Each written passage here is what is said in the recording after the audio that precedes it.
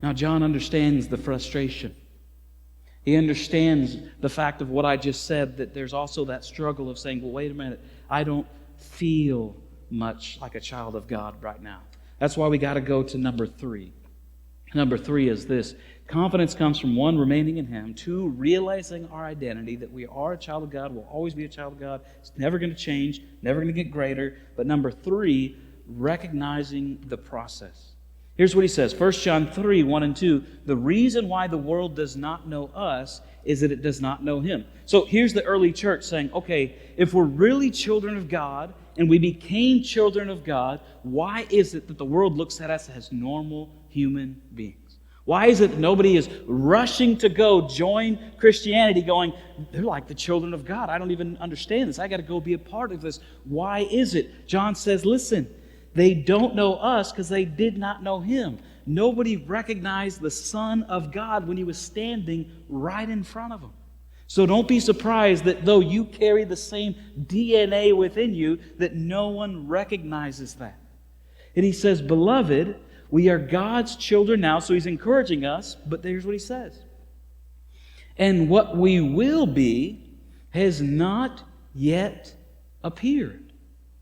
But we know that when He appears, we shall be like Him because we shall see Him as He is. John says, I know you don't feel like you're a child of God sometimes. I know there's days where you feel as far from a child of God as you can imagine. You think, there's no way that I'm His child. John says, listen, recognize the process. What you're going to be is not coming to fruition until you actually see Jesus face to face in the heavens when He is manifested, when He has appeared in that way. What you have has not yet manifested. It's not yet come about. There is a process that you're going through, but it's going to happen that one day you're going to look like a child of God because you're going to see Him just as He is.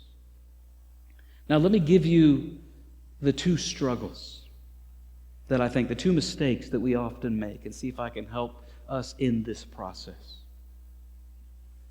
The first mistake that we often make, that John's addressing here, is we forget about the process of the time.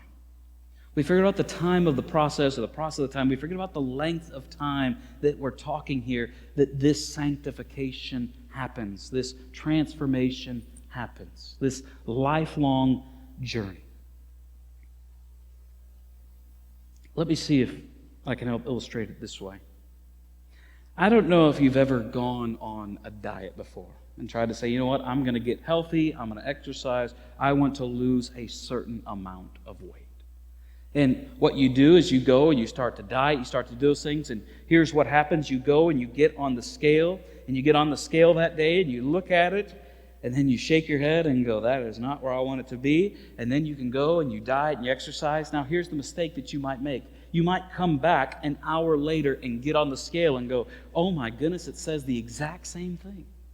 Or you might get on an hour later and then it says, you know what, it went down. Oh, I'm doing really good. But then you come back an hour after that and then you're back up. And then you come back an hour after that and then you're back down. And then you come back and you're constantly weighing yourself and looking at yourself hour by hour, half an hour by half an hour. You know what fitness people say?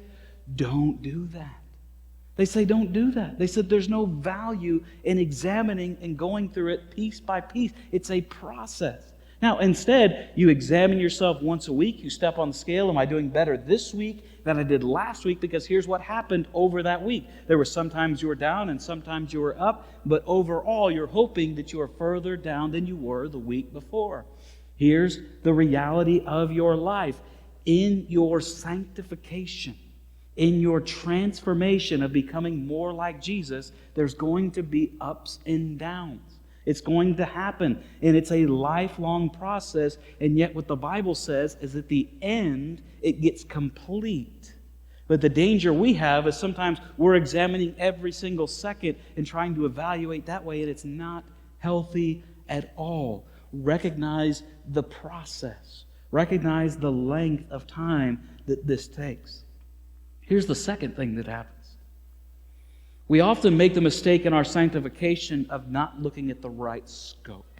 Okay, the right scope. And here's what I mean by the right scope.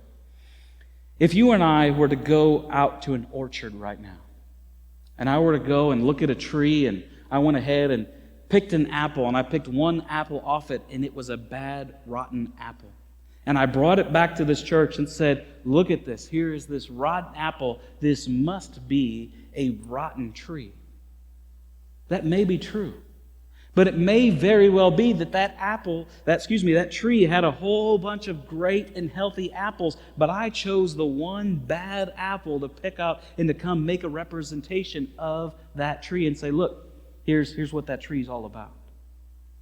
John says, other places, we'll get to it, the danger is sometimes we take off one little piece of our life and we look at it, we let the adversary say, look, because of this, boy, you're not really a child of God. Boy, you've got this in your life, rather than look at the entire fruit that is there in your life. The danger we have is looking at the length and then sometimes looking at a limited scope. We need to look at ourselves in the right way and recognize the process. So here is the truth that I want you to write down. We will never be complete until we see Jesus. We'll never be complete. We'll never be the way that we're intended to be until we see Jesus. Now, here's another little side note for you, just something that you can grab a hold of and write down. Each person has their own unique sanctification process. Each person has their own unique sanctification process. So just because you might be in a place where someone else is, it doesn't mean that they're in the wrong place. God is going to be bringing people to completion in His way and it's His time, and each of us have our own unique path towards sanctification.